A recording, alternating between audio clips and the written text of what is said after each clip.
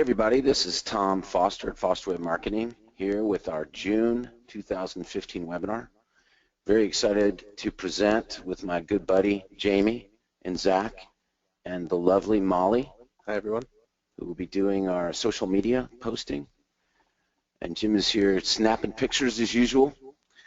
And today we're going to talk about the power of paid promotions, which is an interesting topic, which is a little bit of a deviation from our scheduled programming of the 10 Commandments.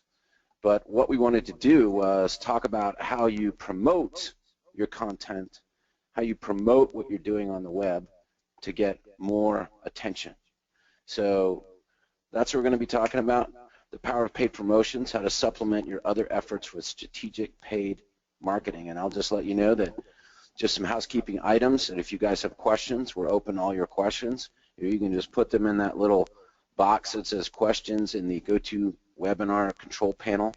Then I'll see them, they'll pop in, and I will answer them, or we'll get somebody to answer them appropriately. If we don't get to them all, we will send you a note afterwards or answer them appropriately. Okay, so let's get started. Thanks, guys, for joining us and putting all this. Well, you guys put all this together, and this is like Stump the Chump, right? That's what we're doing today? Yeah, so, thanks for having us. Yeah, we'll see. All right, so let's get started here. So today's agenda, we're gonna. What do we exactly mean by paid promotions? Why you should consider utilizing them? When you should begin thinking about them and utilizing them? And where you can choose to promote your business through both generic and industry-specific ideas, how to go about targeting your ideal target audience, and how to track your campaign success and ROI, the differences between paid and organic strategies, and common pitfalls and how to avoid them. Well, this has got a lot of stuff to cover here in an hour, Jamie. That's true. So a lot of this is going to be maybe a little top level, a lot of general strategy and theory. It's not going to go super in-depth as far as how-tos go for a lot of these different ideas that we come up with, but if you have any questions, we'd obviously be more than happy to help you out with any of the specifics. And we're always here to answer questions from anyone really about how to do this stuff. That's what we're here for. It's what we do is educate and help people do better with their marketing. So what do we mean, Jamie, when we talk about paid promotions? What are we talking about? Well, in the most general sense, I mean literally anything that you can pay to promote your business. Talking specifically online here for most of the things that we're covering. But in its most general sense, it's just any opportunity you have to advertise or promote yourself or your business for a cost. There's several subcategories that we're going to go into today. And like I said, most of them revolve around online advertising. You're probably familiar, at least in concept, with the idea of pay-per-click ads, either through Google AdWords or any of the other popular platforms, but there's a lot more to it than that. Not only are there other, perhaps lesser-known pay-per-click or pay-per-click-esque platforms that you might look into exploring, there's several other paid opportunities online as well for attorneys, law firms, doctors, as well as other small business owners. There's lots of places online you can promote your business at a cost if that's something you're interested in. There are many directories that cater either specifically to a particular industry or serve more general purposes. But paid promotions can also mean a lot of offline marketing as well, too. TV, radio, billboards, all of those are paid promotions under this sort of top-level umbrella. And then we also want to draw attention to something that we're going to be covering in more detail for next month's webinar, which is community involvement, which can overlap a lot with paid promotions. If you sponsor a scholarship, some sort of award or event, charity bike rides, or what have you, all of these generally have some sort of cost associated with them, but also have some sort of promotive benefit as well.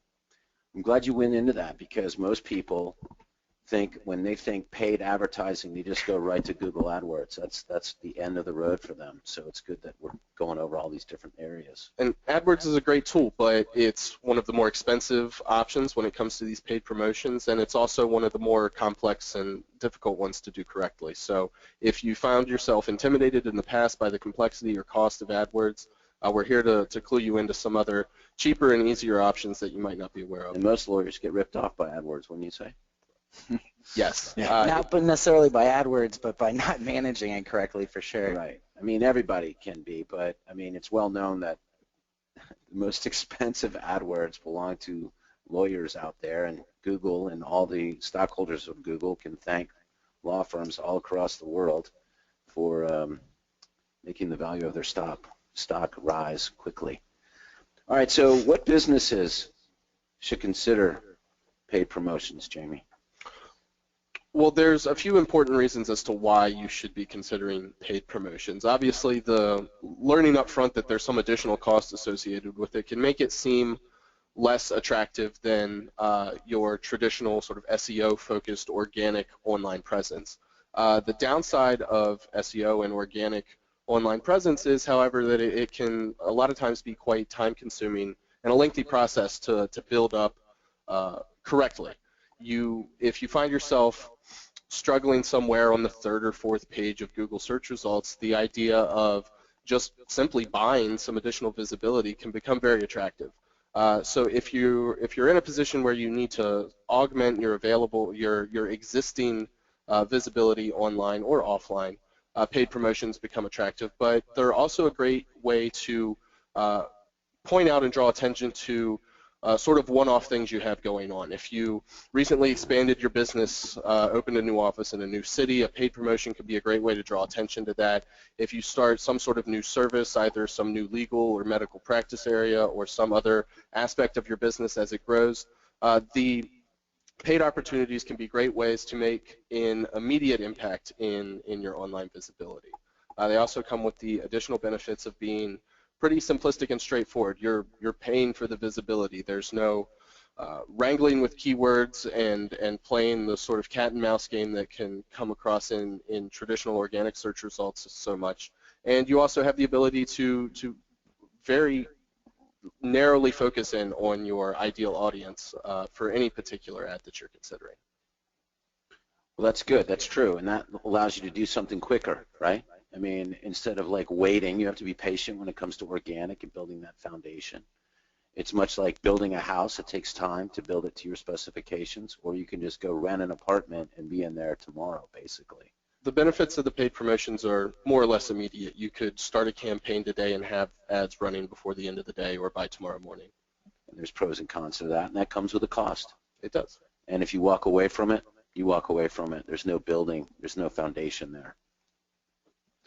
Okay.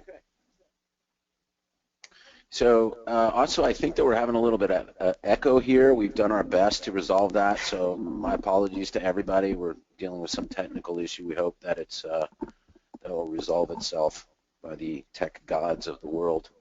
All right, so Zach, when should you be thinking about these paid promotions? Well, we talked about strategy in one of our first webinars, talking about what our 10 commandments are. So you really should be thinking about this from the beginning.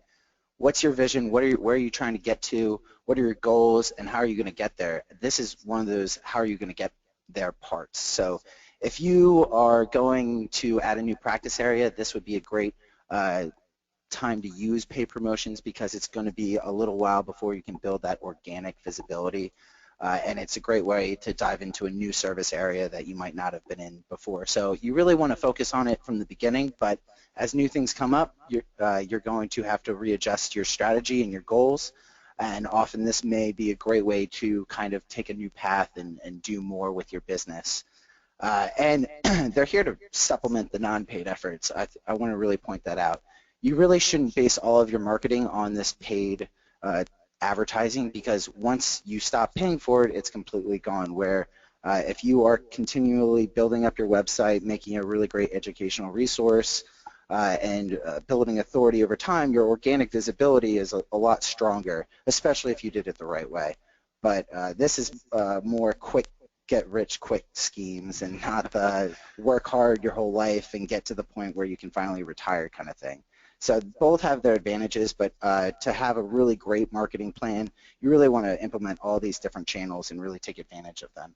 Another great thing to do with these ads, especially if you're talking about like AdWords or Bing or Yahoo Gemini, is breaking news. So if something big happens, you can go and target a specific location where it sounds kind of like ambulance chasing on the web, but if done correctly, you can really get to these great target audiences that are in the news, and people might be hearing about it. People might not know that they need an attorney or a lawyer or a doctor for that matter, especially when you're talking about like drugs, for example. If a new drug comes out that people realize it's been doing harmful things to them their whole lives, they didn't know about it, you have to educate them first. So you need to go out there and find those people before they even really know what to search for. So there's a lot of different things at work here. But you really should be doing this from the beginning. And that's a great point, Zach, that you said, is that you shouldn't really just always do pay-per-click or paid advertising. You want to, it's quick and easy, and although expensive, but you want to get your foundational organic business worked out initially.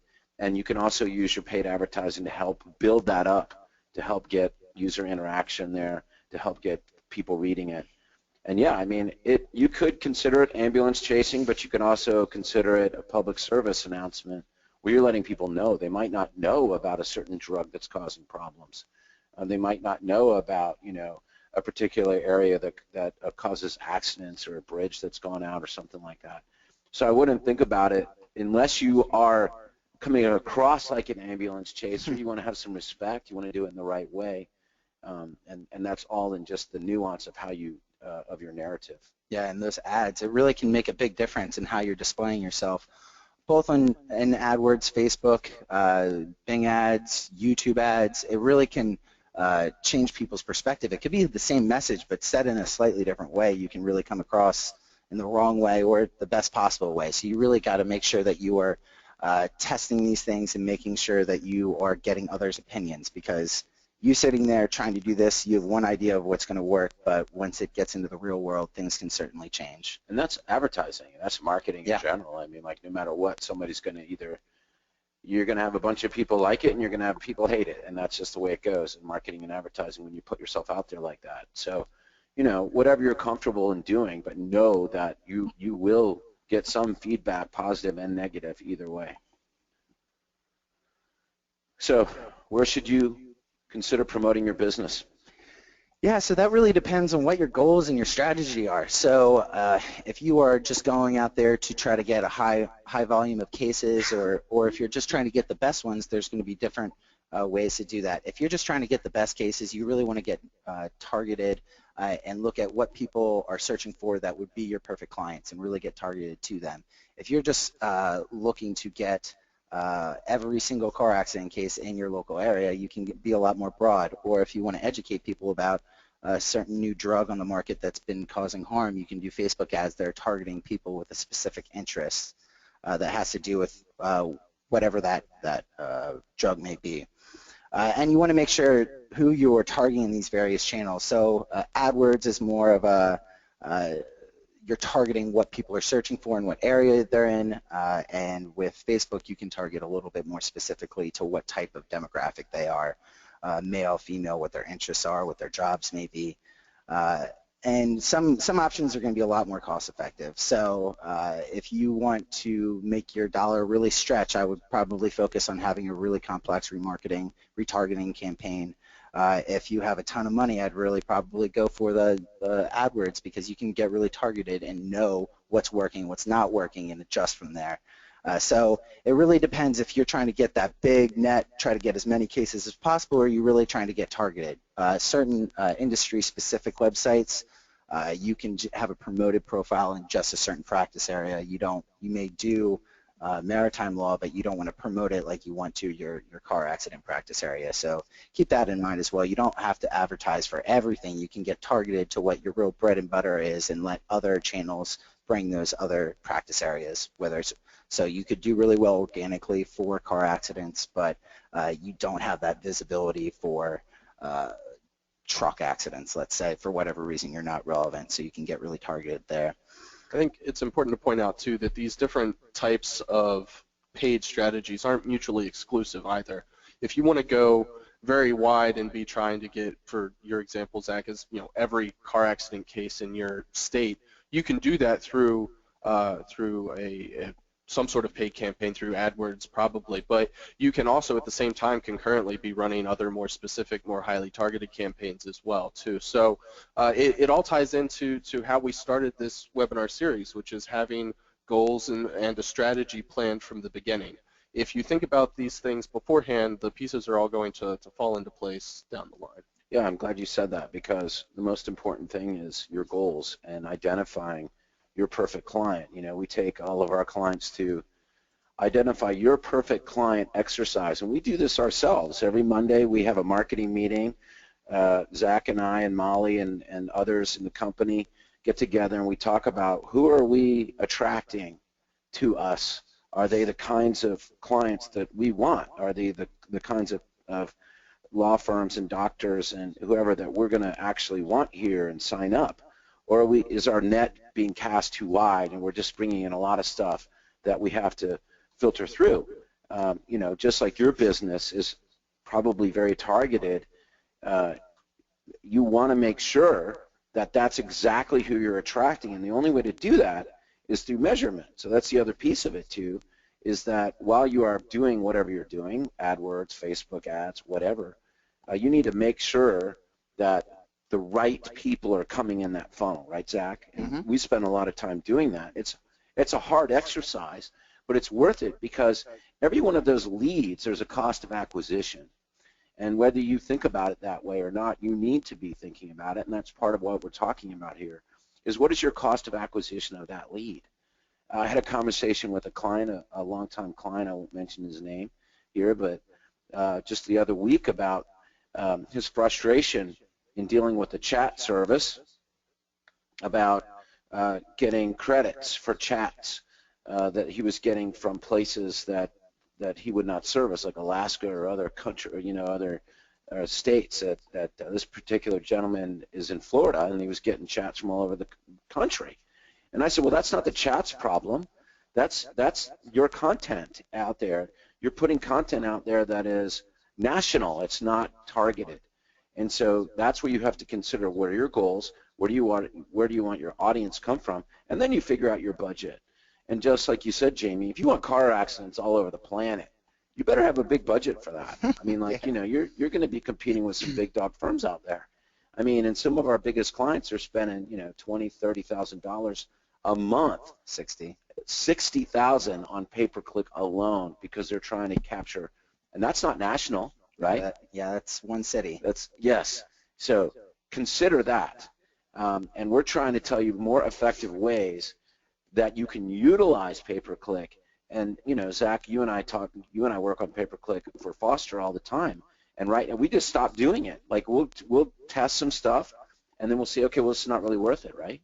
And the same thing with clients. This is not effective use of this money. Let's put this money where it's more effective. And that's the other piece of it, is making sure that you're analyzing the data, analyzing the leads that are coming in on whether they're your perfect lead or not. Right, yeah, guys? And you can totally oversaturate a certain ad platform. So Correct. If you're only focused on Facebook and you have the same exact ad running for the same people, and your target audience on Facebook's only 1,000 people in your area, those people are going to get sick of your ads. So just keep that in mind. Just make sure that if you have something that you want to run for a long period of time, switch the ad up, or target different groups at different times of the year. And that's just good marketing advice in general. You don't see, like, you know, Nordstrom's doesn't put the same out every damn time, you know? They're not, like, offering the same thing.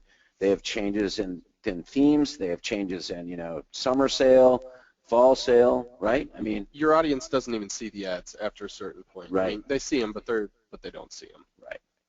Okay, very good. That's good stuff. Okay, so what are we talking about here? So just to start off, one of the bigger, more general options, obviously, that we've talked about a lot already is AdWords. And it gives you a ton of power. It's very robust. You can target very specifically. You can track really well, and you're going to get great visibility. There's a lot of people on Google, so take advantage of that. Some of the cons, though, are that it can be really expensive, especially in the attorney industry. You guys are very competitive, and you've outbid each other to a point where the keywords are very expensive. So you have to be very careful that it does not get out of control quickly. What is the difference here? I'm confused. Yeah, so AdWords is the more robust profile. AdWords Express is a platform that is connected to your Google business page, and basically what that is a light version of AdWords. So you can't target specific keywords, you target a specific industry. So if your category for your business page is personal injury lawyer, Google is going to pick what personal injury related type keywords you're going to show up for. So if you don't practice MedMal, but they show MedMal keywords for that type of ad, then you're not going to want to do that because that's going to be a little bit of a waste of your money. But basically what it's doing is promoting your local profile for your business. It's geared towards non-marketing people or people that don't have a lot of time or don't really get AdWords and how robust it can be and how much you really have to do if you're going to run an appropriate campaign. So it works better for certain industries and certain locations, so you can always test it. If you're in a small town in Texas, then you might want to try doing an AdWords Express ad because you're going to get a little bit more visibility and it's going to be a cheaper cost per click, usually from what we've seen with AdWords Express than regular AdWords. So it's easier to use. Express is very easy to use. Yep. And I know that you've saved some of our clients a lot of money by going this express route. Yeah, so I had a client that was bidding on similar keywords that was getting visibility in AdWords for about $80 per click. When we started AdWords Express campaign, that cost per click dropped down to about $15. They were getting great conversions, great calls for about 5 months. And after that, the calls and the conversions started to drop off. So we had to go back to AdWords, but this is constantly changing. So we will probably go back and test AdWords Express for that client to make sure that it's could be performing better again. But you always have to make sure that your location and your industry is going to be a little bit different than everyone else. So you have to make sure it makes sense for you and you're showing up for the things that you want to show up for. You can send support at AdWords Express a list of up to 10 negative keywords. That's all you can do, though. With regular AdWords, you can add as many negative keywords as you want and do it yourself.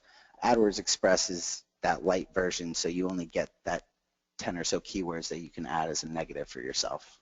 Once again, you highlighted your point really about changing it up. You can't just sit it on autopilot and run. You've got to pay attention to what you're doing, right? Yeah, definitely not. You always have to be adjusting. What might perform well for 3 or 4 months might become stale, or it might not be what your target audience is looking for anymore. And do some research. And you're not working in a vacuum. Nobody's working in a vacuum. Your competitors are changing. Out there doing stuff, right? Yep. And Google's, of course, changing its engine based on what users are doing. So there's a lot of things that affect it. You can't just turn on autopilot and forget it. Yeah, and one great tool that I use is SpyFu. There is great information on your competitors and what their budgets are, and comparing yourself to your top 5 organic and paid competitors to see what they're bidding on, how much they're spending monthly. It's not perfect, but it gives you an idea of where you need to start to be competitive. So if you're in Miami and every other attorney that's practicing car accident law is bidding or spending at least $8,000 a month, you probably don't want to go down that route. You want to choose another paid promotion that other people might not have thought about before. Get some low-hanging fruit. Don't try to compete with the big dogs before you're ready to. Hope you guys are listening to Zach, because he's working with some of our biggest clients and making them very successful and helping them grow their legal practice dramatically. So that was a little tip right there. Use a SpyFu. You can go to spyfu.com, right? Mm-hmm. Spell that for us. SPYF as in fancy. U. There you go. So you can check out your competitors there. But yes, thank you, Zach. That's great. Great advice. And then the other search engines, Bing has their Bing Ads platform. It's a little bit more affordable than AdWords. A client of ours actually was written about by Bing on the fact that their cost per click was so much lower in this platform than in AdWords. We'll send a link to that with the PowerPoint after the call, but it's a really interesting read. They had a lot of success using Bing, and they actually got a link from Bing pointing to their website because they had done so well in that platform, and Bing wanted to show them off. So check that out. There's also Yahoo Gemini. This is a much newer platform. I've not used it as much as the other platforms, and I'm not a huge fan so far. It's a lot smaller network. It's a little clunky. There are some bugs, and there's still a lot of issues in my opinion. But with Yahoo and Bing, it's a little bit easier to target mobile than it is in AdWords. About 2 or 3 years ago, AdWords removed the ability to just target mobile searches. You have to do a regular ad and basically say, which will show up for either device, desktop or a mobile device, and say that I don't want my ad, I want to bid 90% less for desktop than I do for mobile, let's say. So you're going to show up a lot more for mobile ads, but you're not going to show up 100%. With Bing and Yahoo, they give you the ability to target just mobile ads and not do this weird percentage Wait, increase. I got a question about that. But you have to be on Yahoo, searching on the Yahoo search engine mobily to get those ads, correct? The user. Yeah, so Bing and Yahoo have a partnership, so you can actually run Yahoo ads through Bing's ad platform. Gemini is this new platform that they're using so that people can actually do it specifically.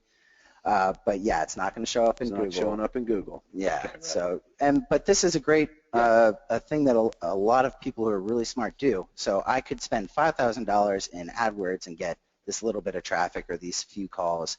But if you spend that same amount of money in Bing, you're going to hit 3 times as many people because the cost per click is 3 times less. Right. It's less competitive. There aren't as many people doing it. So it's really possible to find some really great low-hanging fruit in that get platform. Some treasures in there, and we see that a lot of good leads come from Bing. That's another thing that we've seen.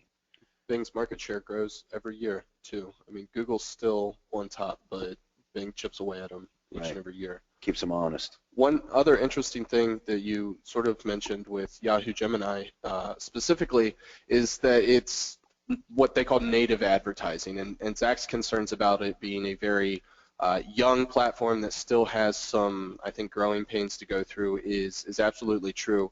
But the native advertising concept I think, has a lot of merit. It's very true, as you pointed out, that if you're advertising on Yahoo, you're not advertising on Google. And who's using Yahoo's search engine these days? Not a lot of people, but they do have a lot of other very valuable assets. They have several very popular apps, and any of the Yahoo Sports, Yahoo Finance, any of those sort of informational silos are all available for advertising through this Gemini platform. It's not the traditional paid ads that are inserted into the search results the same way Google AdWords or Bing ads are. You're buying advertising space in these more popular, for lack of a better term, newspaper sections in Yahoo than you are in AdWords. And that might be where your perfect client is. Once again, that's like if you're choosing to do TV advertising, are you going to do it on ABC, NBC, where it's the most expensive, or are you going to do it, like on the History Channel or a fishing channel if your target is, people that fish? I mean, it all depends upon where your perfect client exists. And Yahoo's, like Jamie was saying, Yahoo's news websites and like their silos of information get a ton of views. They might not get a lot of searches in their search engine, but they do have some pretty powerful websites that drive a lot of users to them. Okay, so let's talk a little bit about, let's change gears. And Molly, who's our social media maven, let's talk a little bit about social media advertising. So specifically, we're going to talk about Facebook ads versus Facebook boosted posts. And if you know anything about Facebook's recent algorithm update, you know that they've made it harder for businesses to organically get their message out there. So you're just not going to get seen as much. But even with that information aside, these are awesome options for promoting your content and promoting your business. You can set your own budget and length of times the ads run, which makes Facebook ads really affordable. We've seen awesome success with clients running Facebook ads for a month with a budget of just $100. But the success really comes from targeting the right people, not the budget. And you do have awesome, tremendous, targetable possibilities within the ads. So you can target people based on their age, location, income, their industry, their interests, even their job title. The list goes on and on. This information is awesome, and it allows you to get very, very specific. So, for example, if you wanted to reach new runners or athletes because you have a new practice area on physical therapy, you can do that. You can find people specifically with that information on their Facebook page. You can also do it if you want to reach new moms or new parents, if you're interested in pushing your new birth injury book or whatever it is you're running. So you have a ton of options with how targeted you can get. You can also tailor your ads to specific goals, and this is kind of a concept that's a little bit tricky to wrap your head around, but I'm going to get into a little bit more detail about it. But I'll give you an example. If you say, I want to get 6 new contacts through Facebook, Facebook is going to give you basically the tool to help you do that based on how you've targeted people. So they'll either target people based on those contacts, or they'll target people based on you want to get new conversions or new likes. You have a ton of options here, but the point is that Facebook is going to help you achieve the goal that you want. They're not just going to push whatever ad you have out there to a billion people and hope that it works. Some of the cons of Facebook ads is that what Zach and Jamie were talking about, ad saturation. If you do it over and over again, you're going to annoy people. You're going to kind of push them out of the way. They're not going to want to see what you say, or they just won't see what you say. I don't think you should let that stop you. They're affordable, and they're very likely to reach a good audience. Another issue you can come across is the specific targeting. Because you can get so super specific, which is an awesome feature, it can also sometimes be a disadvantage. You can limit yourself by doing that. If you select people who have these certain interests, you might be missing out on people who haven't listed that on their Facebook page. It's great, and there's a workaround for that called the relevance score. And when you're setting up your Facebook ads, Facebook assigns a relevance score to each ad. Basically, they give you a number out of 10, and the higher your number, the more relevant your ad is to your audience. This is great because when you have a high relevance score, you're also lowering your cost per click, and that's fantastic. So you can make adjustments all day long in your Facebook ads, and I suggest you do. And the AdWords equivalent to that is a quality score. Right. So AdWords, it's a score from 0 to 10. If you're at a 10, you're going to be that keyword's really relevant for the ad that you have displaying for that keyword and the page that you're sending them to. The higher the score, the more relevant, the lower the cost per click is going to be. I'd like to add one other pro to Facebook ads, which is A/B split testing or split testing headlines, because it's very inexpensive, as you said, to put ads on Facebook, and they're up real quick. So you can test different images. You can test different, like if you're like, which book image should I use? You could test different book images. You could test different headlines. Lots of things like that you can test on Facebook that are less expensive, obviously, than organically setting up a landing page or putting it on your website, waiting for people to come in, or for doing AdWords. Yeah, that's a great point. Per ad set, you get up to 6 images, and you can create similar ads and compare more than 6 images, but within the ad set you get 6 images, and you can manipulate the headline for each of those images. You can manipulate the text or the newsfeed description, but you cannot manipulate the targeting for each individual image. You have to create new ads in order to do that. Another one of the kind of tricky things about Facebook ads is the headline, the text, and the newsfeed link description. Because you are so limited, you only get 25 characters to basically entice people with your headline. You only get 90 characters to get them really interested with your text. So that can be a limitation. When it comes to boosted posts, this is awesomely affordable. You can boost your post for as little as $5.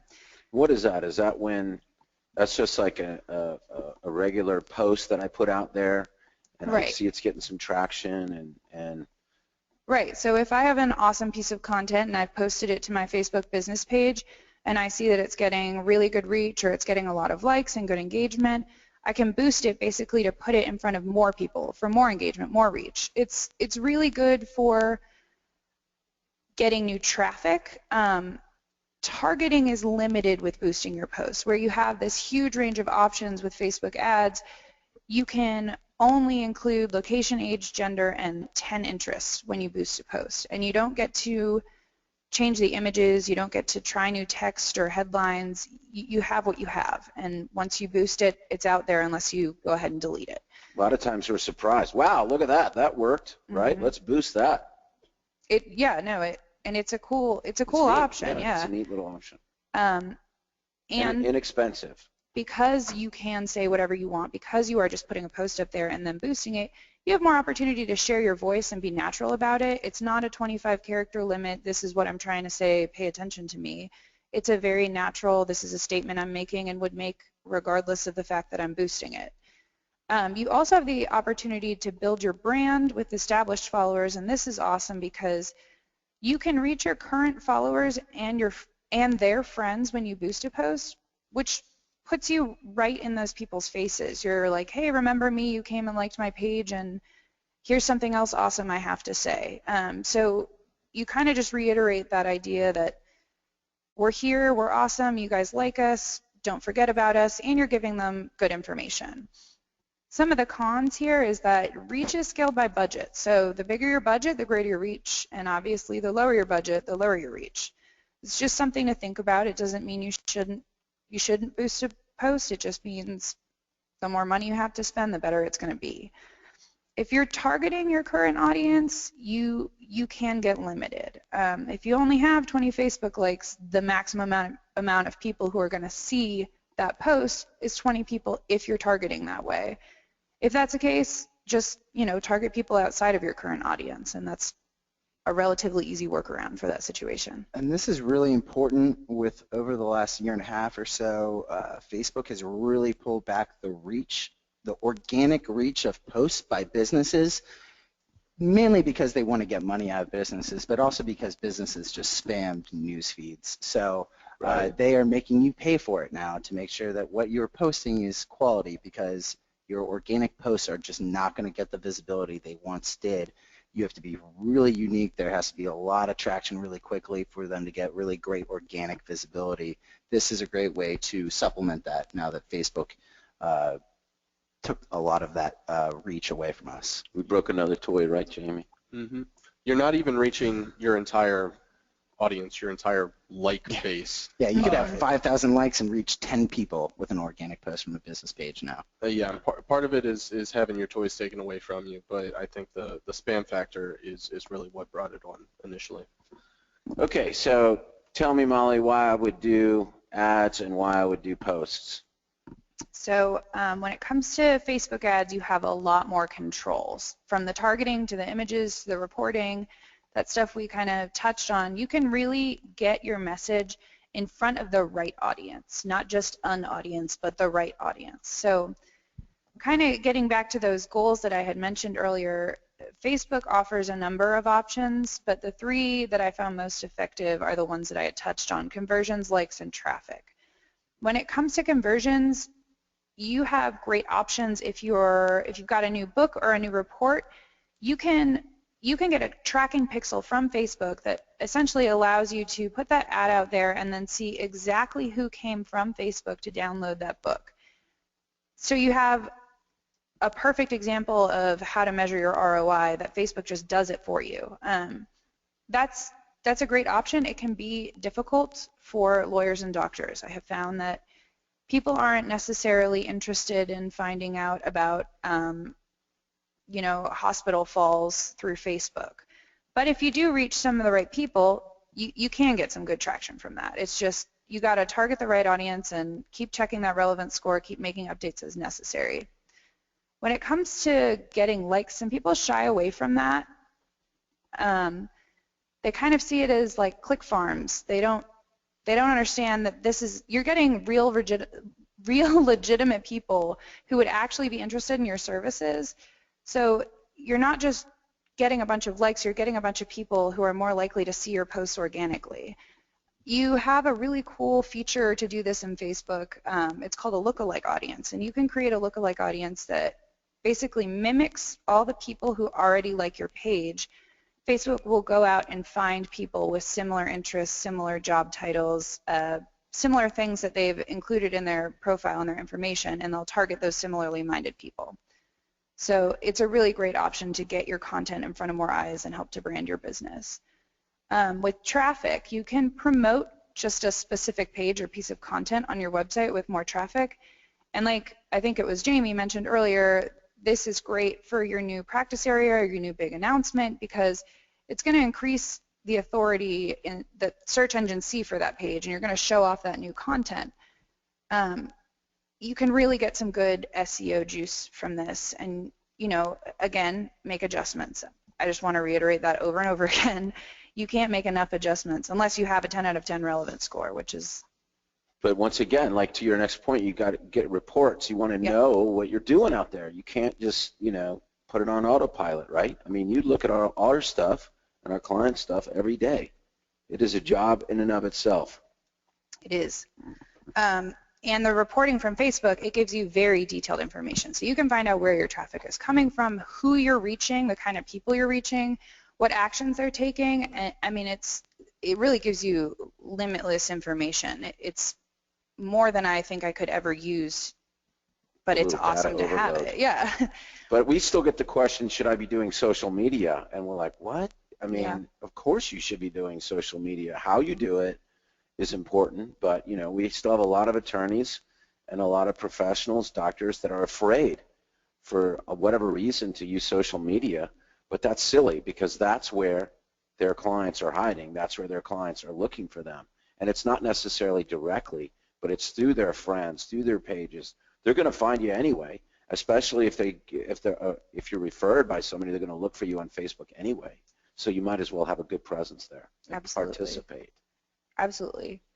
Another good thing about the Facebook ads is that they don't appear on your business page, and it would be weird if they did because they're not a post. You're basically selling yourself. If they were to appear on your business page, it would be salesy and awkward and just not seem natural.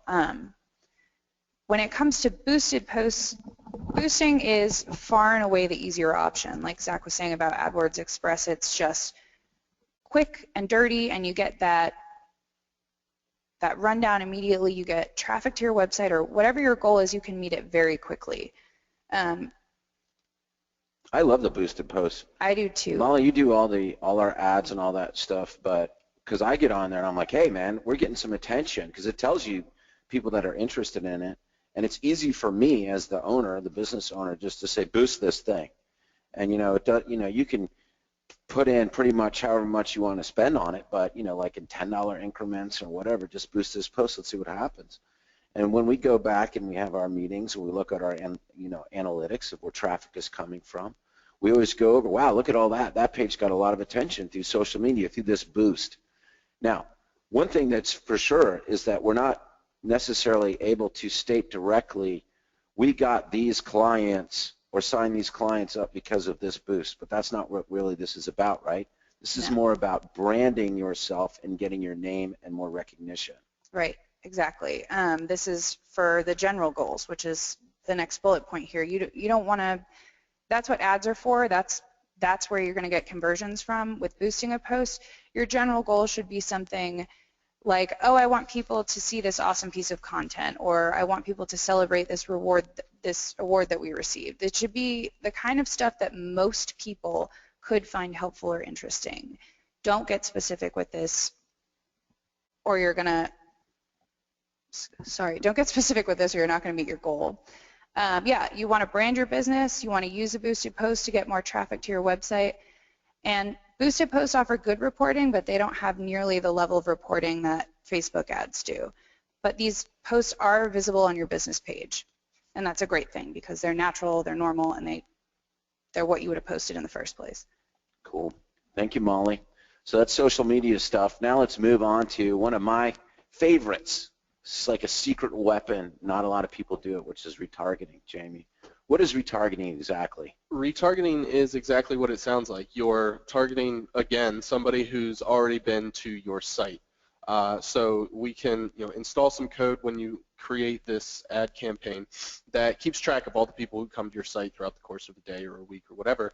And then not everywhere else, but in a lot of other places that they go online, you've probably seen this happen yourself before. If you do a search in Amazon for running shoes, and then 3 days later you're on some other website, and everywhere you go the rest of the week you see ads in the sidebar or at the top or the bottom for running shoes, feels like it's following you around, and it's because it is. That's exactly what it's doing.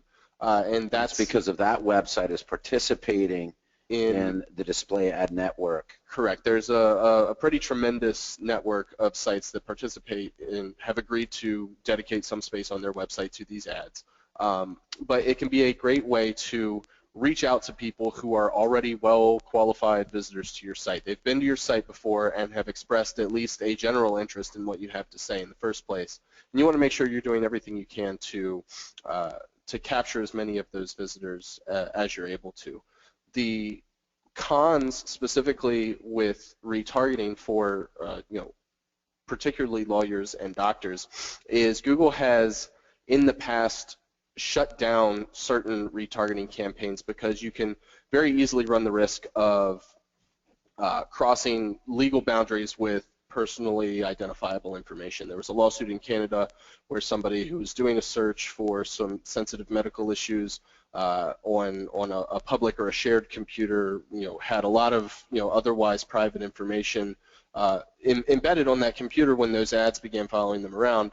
And Google's reaction to that was to initially shut down almost all retargeting for attorneys as well as doctors. I think they've loosened those restrictions a little bit lately, and depending on exactly what sort of campaign you're running, what sort of traffic you're going after. Right, you don't want to get specific to a particular very specific injury, but branded retargeting is fine. So if somebody's gone to like Hupy and Abraham, and you could putting a retargeting pixel on there, and so they go to Amazon or to YouTube or some real estate thing, and they see a branded, come visit hupyandabraham.com, help with any of your legal needs or something like that. That's okay, right, Zach? Yeah, that's okay. And you got to remember that this is Google going out and stopping these specific campaigns. People that are trying to trick the system. But you can get specific to practice areas. So if you do business litigation and personal injury, you can have retargeting set up so that if they visit pages on your business litigation section of your site, you show them one type of ad that's talking about business litigation. If they go to personal injury, you can talk about those types of things. So it is okay to get specific with the ads. It's just that was one thing Google was working through, was the fact that they couldn't. In Canada, they had that lawsuit. You got to be careful about what you say to people. Don't just say, "Oh yeah, we heard you have cancer," whatever, something terrible like that. I mean, like, be respectful in your advertising and marketing no matter what, or risk the consequences. I mean, you can be as crazy as you want in your own marketing and advertising. That's up to you. It's your dollar that's spent. But just know that the riskiness of it. I would stay away from the medical specific stuff. And focus more on, like, have you recently been in a car accident, as opposed to, are you dealing with this with prostate cancer drugs or whatever. Then it's getting specific to what individual piece of information that's a little awkward for someone else to see on someone's computer. So you can get specific to the type of practice area, but you don't want to really get into the nitty-gritty medical stuff that could get you. I want to talk about this a little bit more because I love this retargeting stuff. I think it's very cool because they've been to your website, they've been to a certain page of your website, they might have read something, they might have been attracted there by an ad or whatever, but either way, this is like meeting somebody and you handing them a business card, right? And then pulling it out later on when they got home. Oh man, I remember meeting Jamie. I need to talk to him about that SEO stuff he was telling me about. Mm-hmm. That's exactly what this is like. They go to another website and they could get an ad served to them that is about a particular if an auto accident. If they went to the auto accident page, they could get an ad served to them that's about motorcycle accidents, and it could be the free offer that you're giving. The 9 things that you should know about why you should wear a helmet. Those kinds of things that is of interest to them. We talked about doing this ourselves, to stop doing so much pay-per-click and put more into the retargeting about what people are coming to ask specific questions about. It's a real passive way to get them to come back to see you again. And also it helps doesn't it help your bounce rate, your user interaction back to your website? Yeah, it does. The biggest benefit, like you said, of the retargeting campaign in general is that you're reaching out to people who've already expressed at least some general interest in you. Those are going to be usually your best candidates when trying to think about who should I be reaching out to and why. There's a lot more to be gained by somebody who's already kicked the tires, so to speak, rather than Right. Somebody completely uninterested. They've raised their hand before. Mm-hmm. And if we want to make a comparison between retargeting, we can look at its sort of polar opposite, which is the more traditional banner ads that are in a lot of ways operate very similar. There's this network that has agreed to set aside real estate on their websites to show people's advertisements. The difference is the retargeting goes after people who've already been at your website. Banner ads are casting really the widest net possible. You're just buying every billboard in town practically. It's a great way to increase brand recognition, increase just your name being known in general. And it has some additional benefits of being generally affordable, especially compared to some of the other options. There are some drawbacks too, though. You typically do not see a ton of quality traffic from these banner ads. You can drive a lot of clicks to your website, but we found that overall they don't typically convert as well as some of the more focused ad campaigns like retargeting. But banner ads are another great option that serves a similar but yet distinct and different purpose from retargeting. One cool thing that I learned at a conference recently was this test that someone had done about, everyone knows that Yelp is really expensive to advertise on. It was after they did the test, it was something like $300 per acquisition cost on Yelp doing their paid promotion profile. They then went back and you can target specifically Yelp as a display because Yelp uses Google's display for their ads. You can actually have your own display campaign on Yelp and pay like 20 cents per click and not pay such a huge amount to promote your Yelp profile. So there's cool ways that you can go about doing these kind of things, especially with the retargeting and banner ads that are a little outside the box and kind of interesting. You can target interest, you can target type of keywords that someone searched in before, not necessarily right then. So it's pretty cool. Okay, we've got a quick question and we got to move on. Do we have any recommendation regarding a company that does retargeting for lawyers? We do it. But also you can set this up to your Google AdWords campaign. You can do retargeting through Google AdWords, correct? It's not that hard to do retargeting. There's a banner builder in AdWords, but we can also help you with that, Stephen. Okay, so we talked about banner ads, YouTube. YouTube's great. You got to have great video content to show people. If you've got video on your website, if the only video content you have on your website you have because you shot in your basement and hung a sheet up behind you, that video is not going to resonate as well with viewers as something professionally produced will. The major benefit of YouTube is being in front of millions and millions of eyeballs on a daily basis. Video content itself tends to be very strong compared to text-based content. The downside is that you can easily overspend if you're not careful. Because YouTube is so popular, these budgets can tend to scale up pretty rapidly. If you're not monitoring it daily and you just think, oh, I'll check in on that in 2 weeks, you might be for very nasty when you see how much is yours truly, as an example, in YouTube video promotion years ago, before you guys came along and took all that away from me. I'm not even allowed to go in there.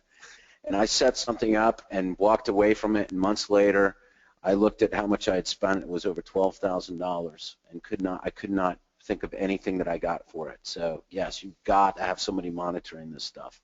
They don't let me touch anything and let me play with any toys anymore, guys. Okay, so what is this? What are we talking about here? Oh, online directories. This is like easy stuff here, right? Yeah, and we've talked about directories and their importance before. You can, in a lot of cases, get a pretty authoritative backlink from these directories, and it's a great way to take control of the consistency and accuracy of your name and address and phone number online. A lot of these places, though, even the ones that offer free profiles, generally offer some sort of paid profile, and along with that money, you'll get a backlink to your website if that was not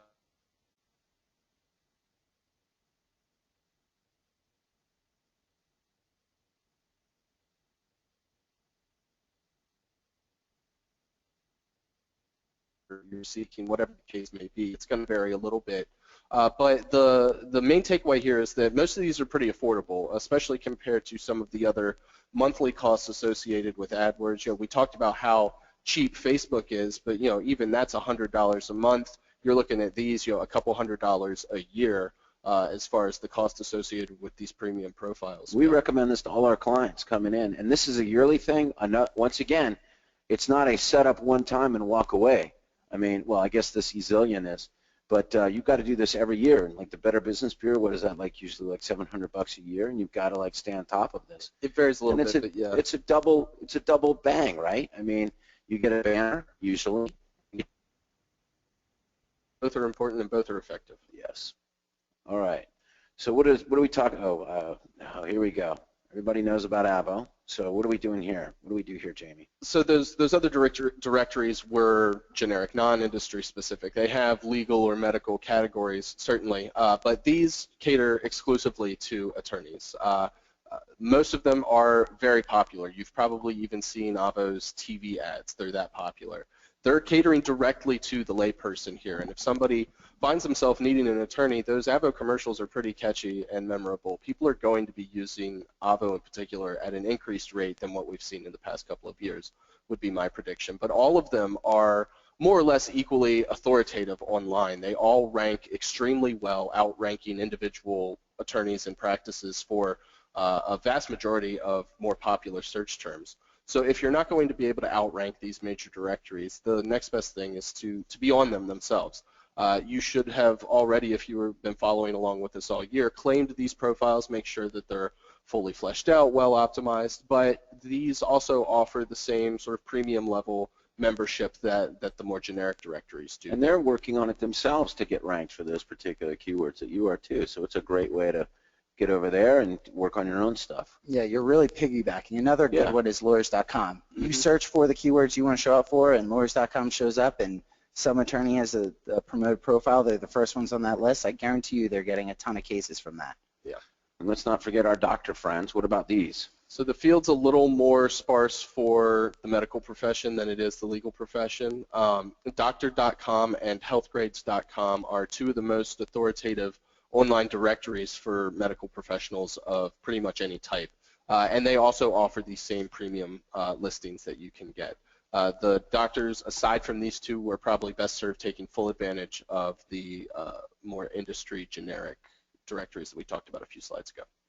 Okay, so we've talked about all the different kinds of promotion that you can do. So let's get back to how do you target the right audience with these paid ads, Zach? Right, so first you got to start with the perfect client exercise. Make sure you know who you're trying to target, what their interests are, what the demographics are.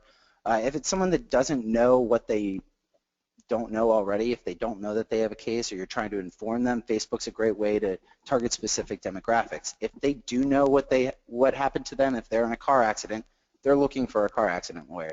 So you'd want to do something like AdWords where you can target by location and by search terms. And you want to show conversions or ads by conversions, not clicks. That's a little bit of an insider knowledge piece for AdWords. There are options in the settings to target ads to get more clicks, and there are other ones that target to get more conversions. You want the conversions, so do the conversions, not the clicks. You care about getting cases, not getting clicks to your website. And retargeting is great. Like we talked about before, you can identify your perfect client, and they've come to your website. You're going to go and follow them around until they actually convert. That's really great. Make sure that you have unique landing pages that make sense. A lot of times I see really generic landing pages set up for thousands of keywords, and it's not relevant enough. You have a lower quality score, so you end up paying more cost per click. But also you're not going to convert because people are seeing something different. A lot of people just send it right to their homepage. And you don't want to send it to your homepage because. And another reason is tracking. It's easier to track when you have a non-indexed. That's important. You don't want these to be index pages because you're trying to avoid getting organic traffic. You're just sending paid traffic here. They're also going to be written differently. They're not as robust. They're more streamlined. They're cleaner. You're just trying to get a conversion. It's not as much of an education thing. And if you really, so if you really want to do it right, make sure you use non-indexed landing pages for specific ads. And with tracking all of this, it's really important. You need to do it. Tom's talked about it a couple times, but in AdWords, set up separate conversions for contact forms, report downloads, calls, and chat. You can do these separately so that it's a different type of conversion. If someone contacts you through a contact form, that's a stronger conversion than a report download. So you really want to separate those and make sure that you're doing it the right way. In Bing and Yahoo, you'll need to use URL tracking parameters. So if you go to Google, search for URL Builder, and that first organic result will bring you to a tool where you basically create unique URL strings to add to Bing and Yahoo, because there isn't a good auto tagging option for those. With Google, you can connect it to your analytics, set up auto tagging in your settings, and it'll pass all that information to analytics, and you'll be able to track everything better. So with updating ads and keywords in Bing and Yahoo, when you do this and you have tracking parameters, make sure you're updating the tracking parameters as well. It's pushing information into analytics, so just make sure it's accurate. And then with call tracking, we work with a company called Call Tracking Metrics, where you can use dynamic number insertion to track sources. So if I come from an ad to your website, the website will automatically update the number to show a paid number that will track back into DSS, and you can actually distinguish between your organic number, your paid number, your direct number, or your referral number. And you can get really sophisticated with that and track everything a lot better that way.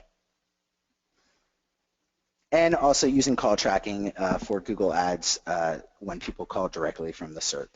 Okay, and we just kind of highlighted this a little bit, but Jamie, why should this differ from your organic strategy? Well, they're fundamentally different, is really what it comes down to. They serve the same general purpose. You're trying to attract customers, you're trying to attract clients, but the way you're going about it is very different. And so while the end result may be the same, the way that you plan and the way you execute needs to be very different. You're taking a completely different path to the end goal of signing up either a new patient or a new client. It's funny you mentioned phishing earlier, because I used a phishing analogy here.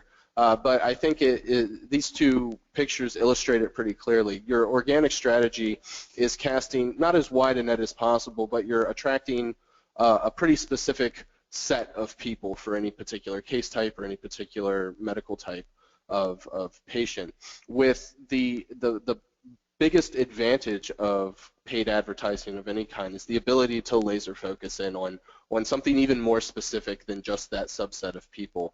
You're singling out at a near individual level within that already pretty specific subset that you've identified exactly who you're going after, which is how we arrived at this spear phishing analogy. You're not going to catch white marlin through a net, right? You're not going to catch whales with a net. You're going to catch tuna with a net, and those are like your more common, car accidents and whatever, the bread and butter cases, or that kind of stuff that you want flowing in all the time. I hate to demean it, but this is the conversations that we have all the time. A whale can get caught in that net, though. Right. Don't be surprised if you get your best contacts through those types of strategies, where someone finds you really relevant for something specific that they had that happened to them, but you're writing about it and they're finding you organically. Right. But if you want a specific, and the other point here about the difference between organic and paid is that you're paying somebody or something for that traffic, and you want to make sure that you're getting a good return on your investment there, right? Organic is like all over the place. It's really kind of hard to see where that stuff is coming in, especially you don't get keyword data. You get some information about where that traffic is coming from, but that's more or less somebody telling somebody something, or somebody having an idea in their head and they go type it in. Paid is you went and paid Google, you paid Avo, or you paid somebody else for that particular lead, and so you want to know how much that is costing you, correct? Tracking is extremely important for paid ads. It's a boon because you have more tracking abilities than you do with organic traffic.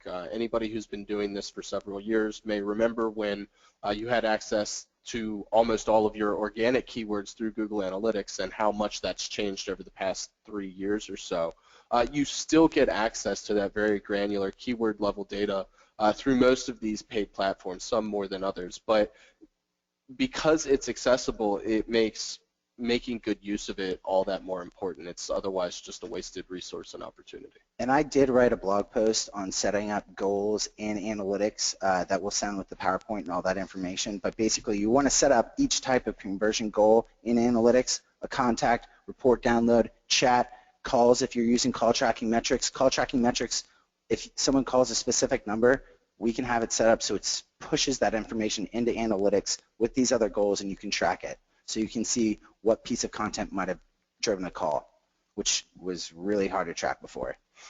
We were talking just a moment ago about tracking specifically, but because you have all this data available to you, the paid advertising is really the perfect place to experiment with. You mentioned A/B split testing, checking which images are most effective.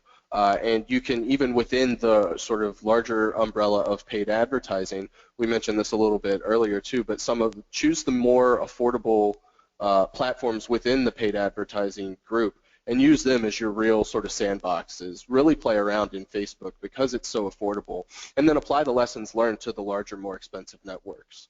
Don't throw money away on testing and experimentation in the most expensive arenas when you could be doing it much cheaper. And this is our next point of common pitfalls. We see this all the time. Yeah, so you really need to make sure you're tracking conversions.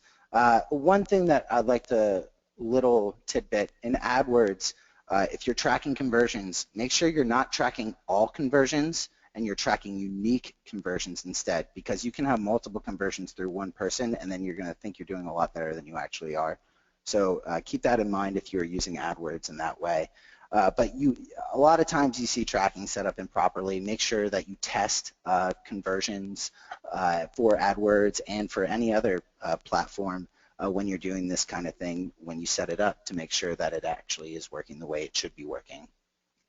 And you can't set it and forget. That's like giving your teenager a credit card and a $500 budget a month and not monitoring what they do with that card. Oh, that's a bad idea. Yeah, so like the first month they might spend $500, but they're going to get a little stronger each month after that and spend more and more. You know firsthand, don't use that. Yeah, all those kids I have running around. And you really want to make sure that you're not doing too broad of a campaign. So you don't want to bid on attorneys as your keyword. There's so many different types of attorneys out there. You're going to be wasting money on and time on people that aren't in your practice areas. So make sure that you're really targeted the way you should be, and target very specifically and then broaden it. Don't start really broad and try to target from there. That's going to be a lot harder. You're going to waste a lot more money. Start really targeted and broaden it as you can spend more money and you see those cases coming through. We're almost about to wrap up with some advice here, but I want to go back to a question that Steven Swartz asked earlier about the Avo and Justia directories. Should he pay for them? Should attorneys pay for those, or is it just fine to have the free listing? It's going to vary case by case.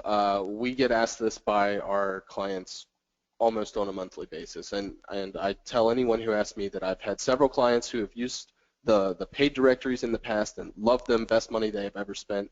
I have several others that have tried it in the past and did not see enough of a return to continue doing it. So depending on how comfortable you are with having that extra couple $100 annually to spend, if that's more or less a negligible expense for you, then absolutely it's worth experimenting with at the very least. You're also going to see pretty different results depending on exactly where you're where you're located geographically and what sort of cases you're targeting. The competition still exists even within the paid profiles as much as it does in the free and in organic and elsewhere. Yeah, so do some searches in your local area for your practice areas. If you see lawyers.com showing up for all the stuff that you want to show up for, a paid profile there might be a good idea. If you see Justia showing up, Justia is great. I've seen some people have really great visibility there, and it's across a couple of different channels. They have a couple of different websites that pull that information from. So it's good to have a bigger, more robust profile there. But a lot of those websites will definitely improve your caseload if you have a good promoted profile. FindLaw, specifically, if you have a free listing, you will not show up in search results for that category in your location. So if you're searching for car accident lawyer Atlanta, FindLaw is the first listing, you click on it and you have a free listing, no matter how many pages you go through, you're not going to show up. You have to have a promoted listing through them to show up in that search That's result. for So FindLaw. that's for FindLaw. That's just another reason that a promoted profile for FindLaw might be good. But if someone were to search for your name on FindLaw, like your business name, you would show up with a free Let listing. me ask a follow-up question to you guys. So if I'm looking for a particular attorney on Avo and they have a free listing, do competing attorneys show up on his profile? Yeah, there's ads for other attorneys if you don't have a pro profile. If I pay for my profile, that will stop those ads from showing up. Yeah, if you get the high enough So that's level. Just another make sure benefit. what you get Right. because there's different Okay. levels on a lot of these sites. So there might be a cheaper version and a much more expensive version. Super Lawyers, an enhanced profile is $600 a year, and a premium profile is $1,800 a year. But there's you get a lot more information, and you get a lot more visibility with that bigger profile. Yeah, so I think that the end message is that these are not bad people out there. They're business, that have created a pretty good directory that your people, that your possible potential clients are going to check you out. And so if somebody recommends you by name, they're definitely going to be checking out your profiles, and you don't want them to be running off with somebody else. So I recommend them. Okay, so we're about done here. I just want to give you some additional resources. Just so everybody knows, all of our webinars are recorded, and you can find them at fwm.tips. So go there, and you can check out all of our past webinars. We are also doing some design consultations with our own lovely Gretchen Upright, who runs production here at Foster Web Marketing and has built thousands and thousands of lawyer and doctor websites. You can meet with her one-on-one if you go to www.fwmdesign.com. Sign up for your free design consultation. We'll tell you what's wrong with your website and what can be done to make it better. If you are having an SEO problem, or you have the most beautiful design in the world, but you're not getting any traffic to it, you could have an SEO problem or a content problem, or Google just doesn't like you. And you can figure out what's going on there with fwmanalysis.com. Go there and we run a very robust analysis for you. We've gotten a lot of compliments on this. This is not just a automated analysis. We actually have people in our SEO department that do this. We were trying to make you better. And of course, we would love to meet you at the GLM Summit, which is October 23rd and 24th, and we will be having our own day-long boot camp with all of us here. We'll be roundtabling and teaching people how to do things better. We'll have Jamie, Zach, Molly, myself, others in the company there to spend the day with you, so we'd love for you to see you there and meet you there. Next month, guys, we're putting on another one, July 21st, Community Involvement, which is pretty exciting stuff. This is how you give back, and you get something in return for giving back, right? So help yourself by helping others. Jamie, Zach, Molly, thank you very much for this. This is a great informative webinar. We'll be sending out information and a link to the webinar, Molly, in the next day or so. And I know that Zach's got a bunch of resources that he put together to be sent out with it. So once again, I am Tom Foster with Foster Web Marketing. Thank you all for joining us today on this very hot June in Virginia. And I wish they would fix the air conditioning in here. All right, guys. Thank you very much, and have a great summer. We'll see you next month. Thank you. Thanks, Have a guys. good one.